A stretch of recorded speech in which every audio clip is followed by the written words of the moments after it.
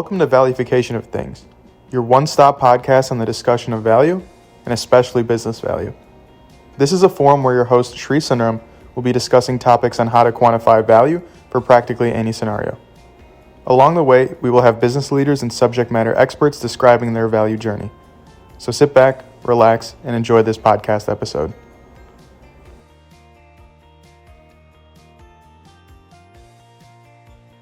Hello, I'm Sri Sundaram, your host. In today's episode, we'll discuss how to accelerate digital transformation, or DT, using various enablement programs. We will talk about various factors influencing the success of DT programs, especially using transformation leadership teams, or TLT for short. We have an industry leader in this conversation who has done this many times over, and will talk to us about the experiences in this area. Rich Waller is an industry executive who has done digital transformation programs way before it was called as such. He has had multiple executive roles at Ernst & Young, CNA, Zurich Insurance, and more recently as a CTO in customer transformation at Microsoft. In his role, he frequently helps companies accelerate their digital transformation journeys. Hello, Rich, and welcome to Valufication of Things. Thank you, Sri. It's a pleasure to be here with you. Thanks, Rich. But before we begin, can we set a baseline on what digital transformation is and what it is not? You know, the formal definition is articulated in many ways on the web. The strategic adoption of new business models or ways of working that is enabled by technology, manifested in new products and services, transformed customer experiences, optimized operations, and/or empowered employees. It's really about focusing on the customer and driving new experiences, new products, and things that will help you grow, help you expand your footprint, help you maybe get ahead of competitors in some differentiating way. So then, what is the role of a transformation leadership team in digital transformation? Well, I mean, the role is is leadership. I mean, many times enterprises have never done that transformation before, and the leaders in the enterprise were probably not rewarded in their current position for doing a transformation. So you need a leader that's experienced in that transformation, and essentially they will help build a foundation that will help the company transform. Many times the transformation is not a one-time event, but it's taking the company and the people and the processes down a path of new ways of working that require leadership to establish a foundation to make that sustainable, right?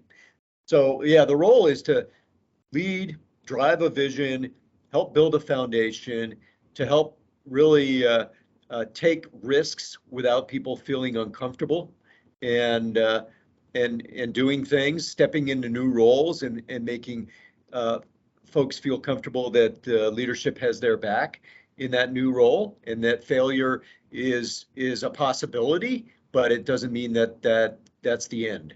I agree that leadership is needed to successfully shepherd and govern a DT program.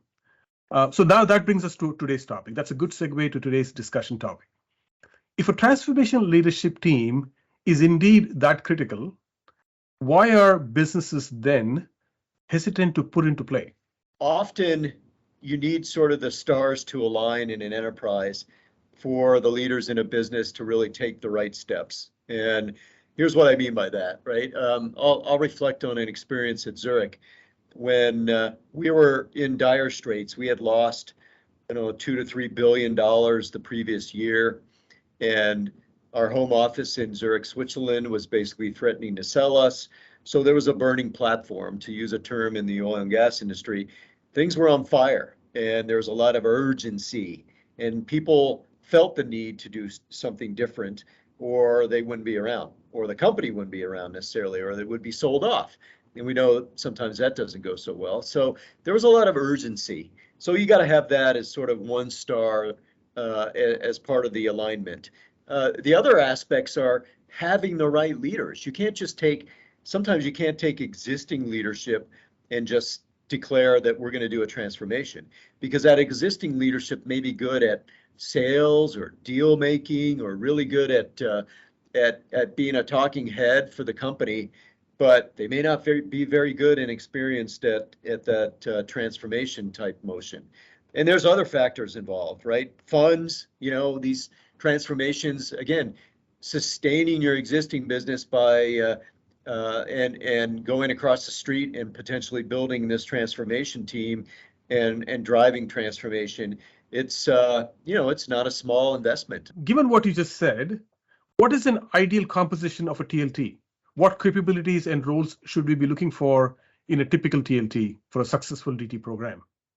A TLT is not necessarily a one size fits all for all companies. And then as you mature your transformation program, you may grow from a small team to a larger team. So sometimes you need different capabilities. But I mentioned some of the earlier capabilities like leadership, risk takers, growth mindset. So you don't need somebody that kind of knows it all, because there are a lot of unknowns, and you want to try to get input from team members that might be closest to the customers, closest to the processes, closest to the way of working, such that they provide input into better ways or transformed ways of doing work.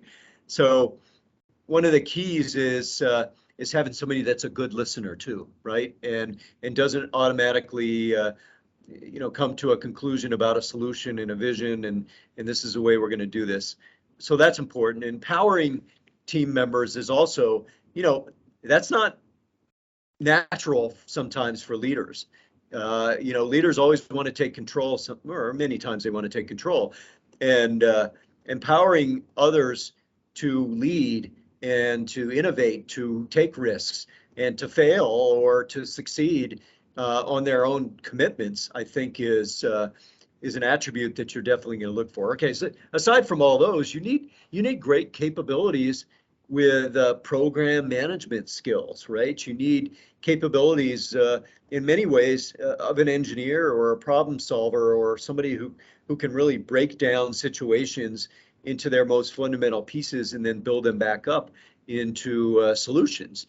There's financial aspects of this, right? Being value driven and defining priorities the proper way and really driving financial management discipline is another skill set I think that's needed.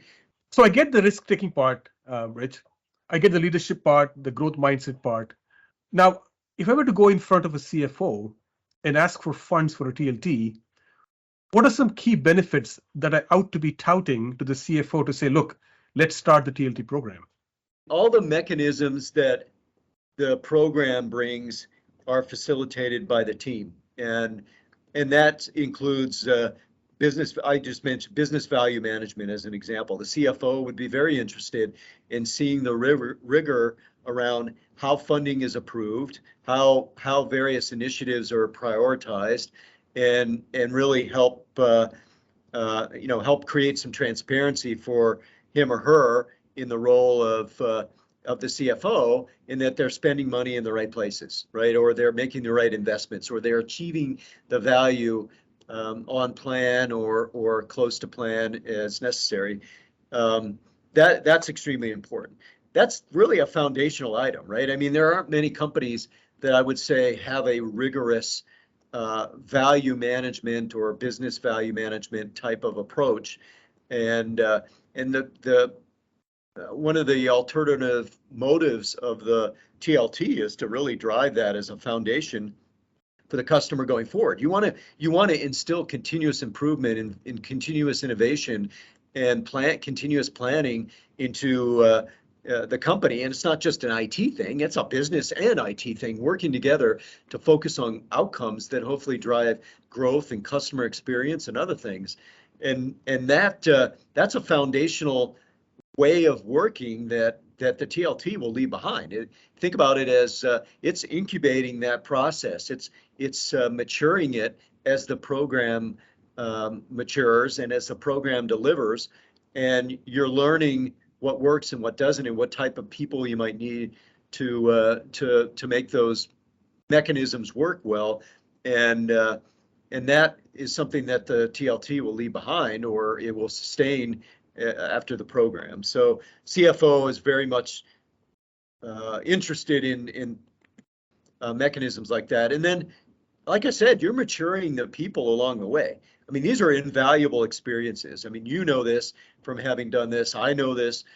Others who have participated or led these transformations really are transformed themselves. They leave or they enter into various milestones of that program better off as empowered leaders, but you're going to build new relationships, new ways of working, and other things that you continually build on top of. So when we come back, I will ask Rich if there are other reasons why digital transformation programs fail despite having a solid rockstar TLT.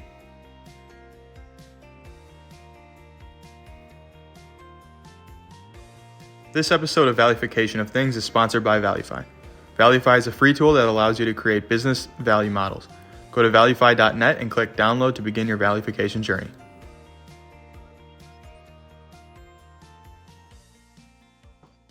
So welcome back.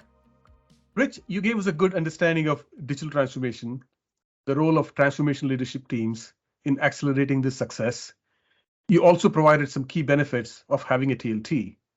But despite that, you'll agree, I'm sure, that you have seen DT programs fail despite having a rockstar TLT in place. Care to weigh in on that? No customer focus is one of the prime reasons I think a lot of these transformations fail.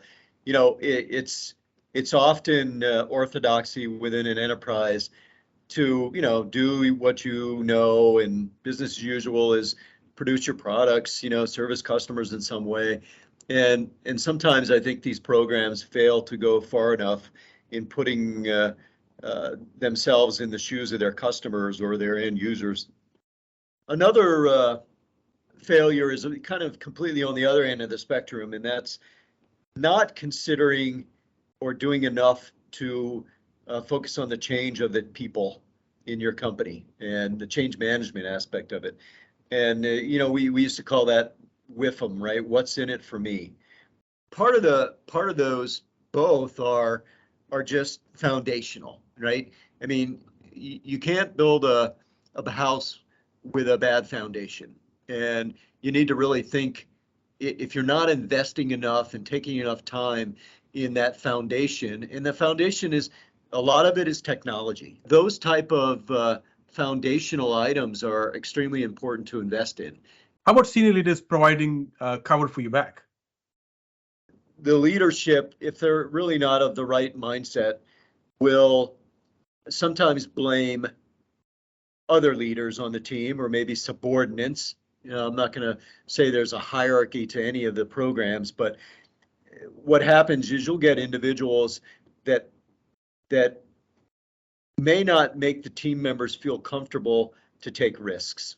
And you need team members at the highest levels that are accountable for all the risks that are being taken, accountable for the chances and the innovation that's being taken, and again, not everything's going to work. And when something fails, that doesn't mean you fire somebody. There's a big learning experience with a failure, and that allows you to be better the next time.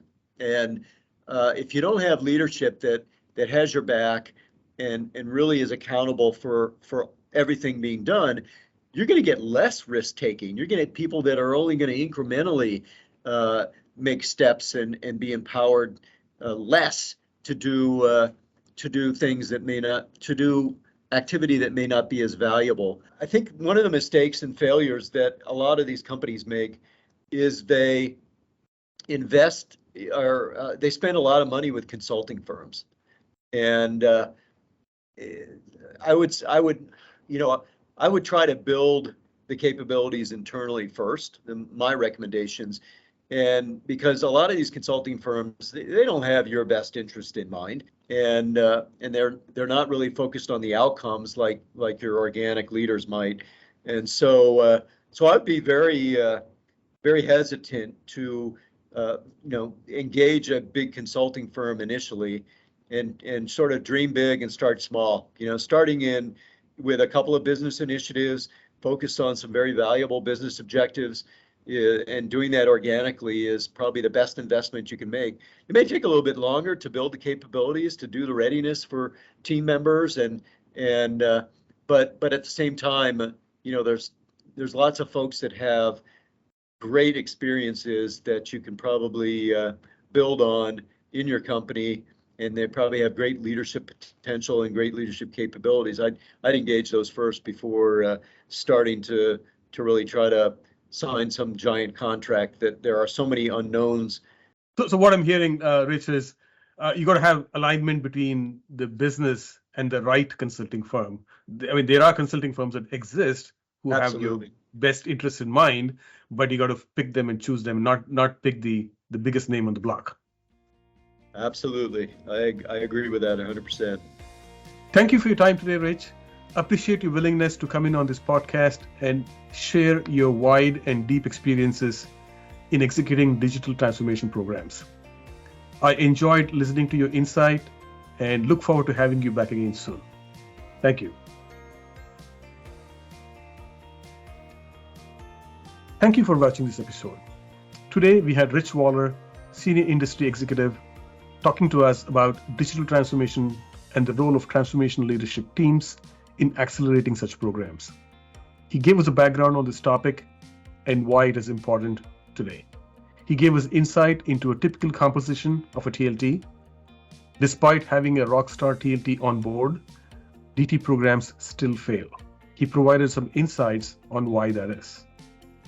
In future episodes, we will continue to dwell on the valufication of things with other thought leaders and industry executives. Stay tuned. Thank you for listening to this episode of Valufication of Things. I hope you enjoyed it and learned something new. If you did, please share this episode with your friends and family, and don't forget to leave a review.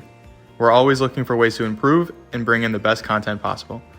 If you want to be featured on this podcast, please drop us a line at podcast@valufication.com.